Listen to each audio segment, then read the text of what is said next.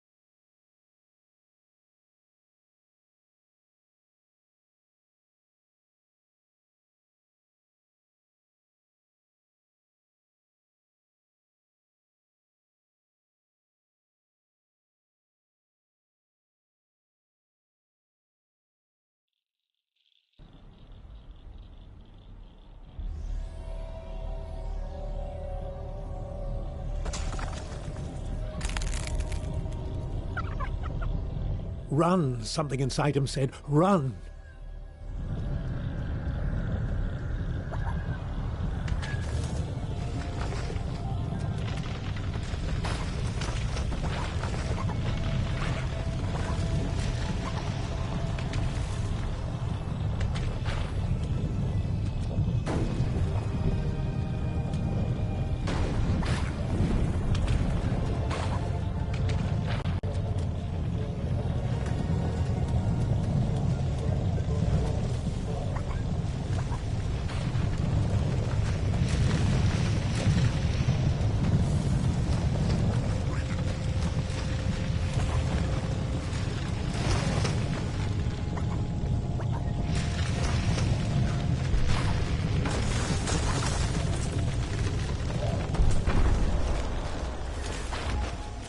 The great crushing thing, the great cylinder, had stopped. Perhaps it was safe here for a little while.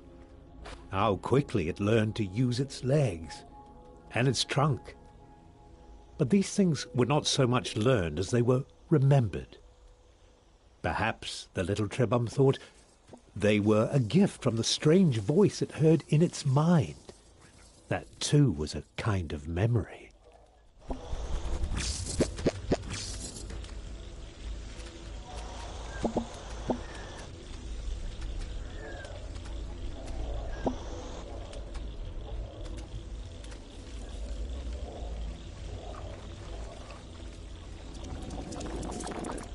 Just when it was starting to get used to its legs, the food from the jumping creature gave it new ones. With the right substance as a catalyst, a Trebum can transform and adapt to many challenges.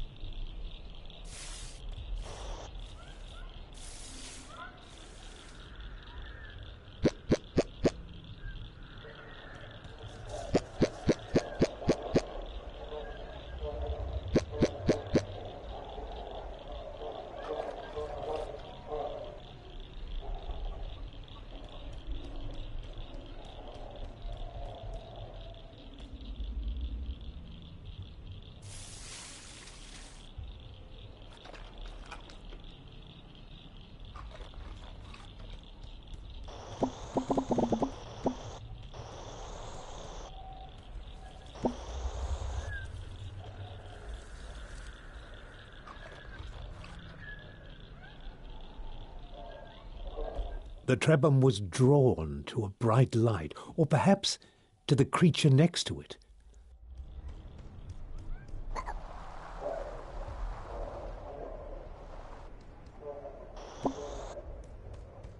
Except for the grass growing on the Old One's head, they were very much alike.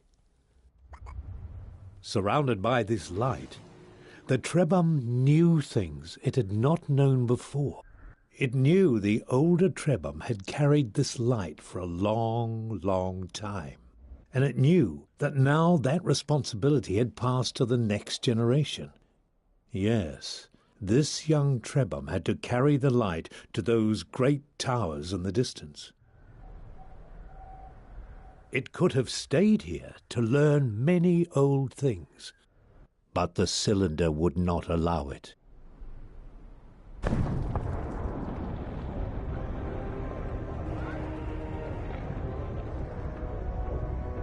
"Run," the inner voice said, "run." The towers would not stop the cylinder unless they were activated.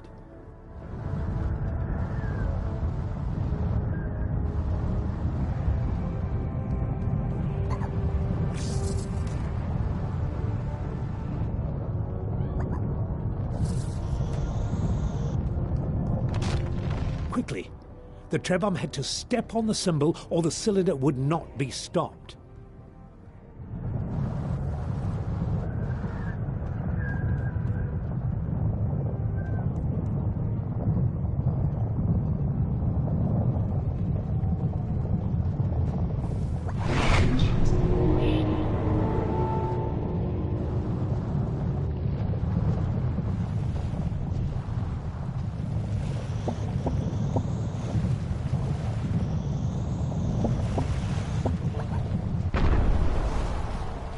The voice inside the Trebhum's memories assured it that while the tower stood, the Trebhum would be safe.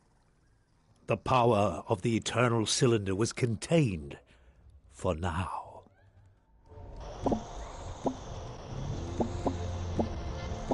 This relative tranquility gave the Trebhum a chance to think about its family. Trebhum are not meant to live alone, so where were the others?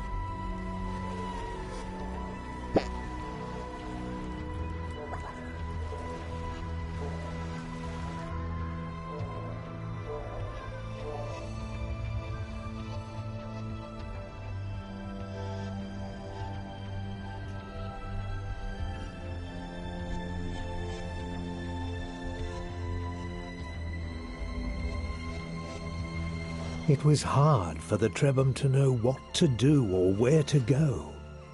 But the friendly voice suggested this was not the right way.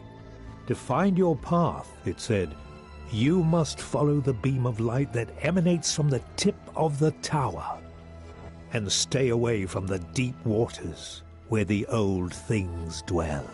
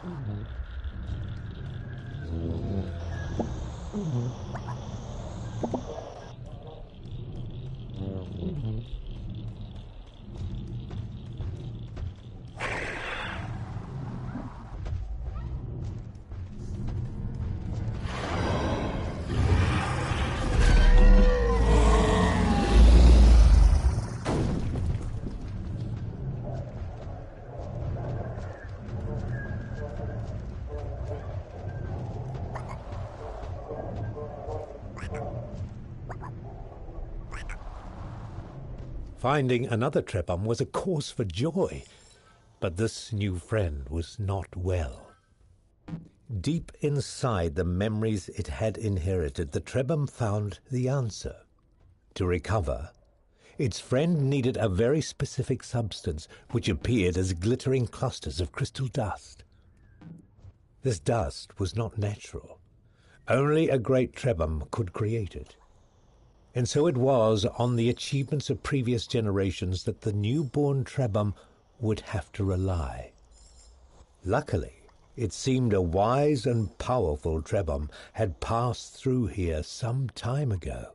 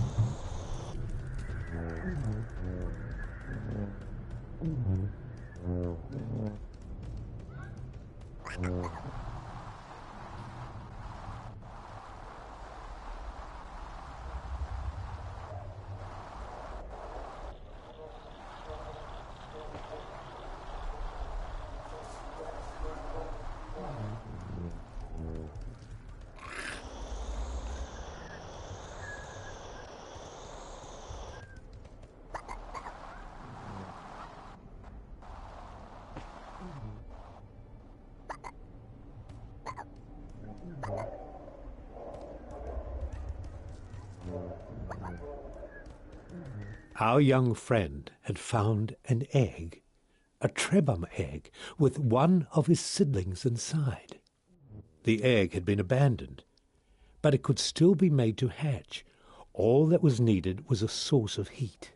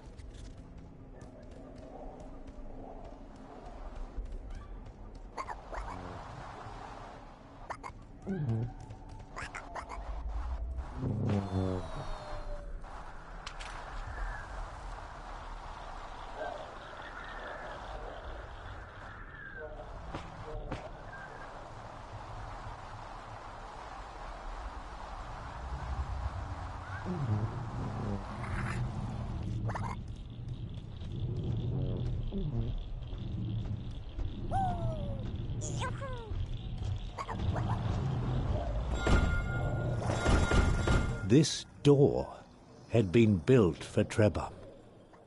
It gave them hope that in this large and dangerous world, some places had been made for them.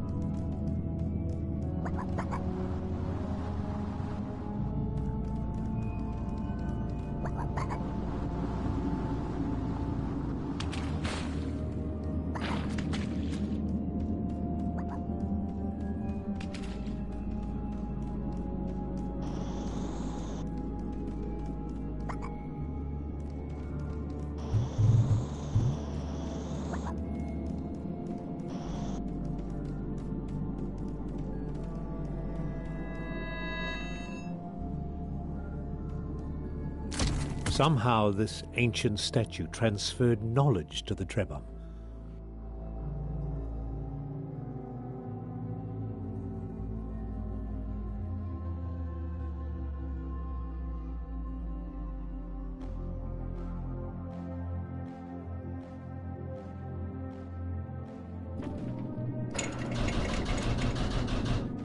It was as if a memory had been stored inside it, waiting for someone to absorb it.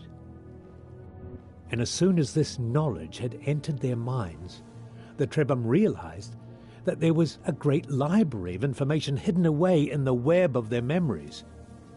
But why was the knowledge of a specific ingredient placed here in this Trebhum made of stone?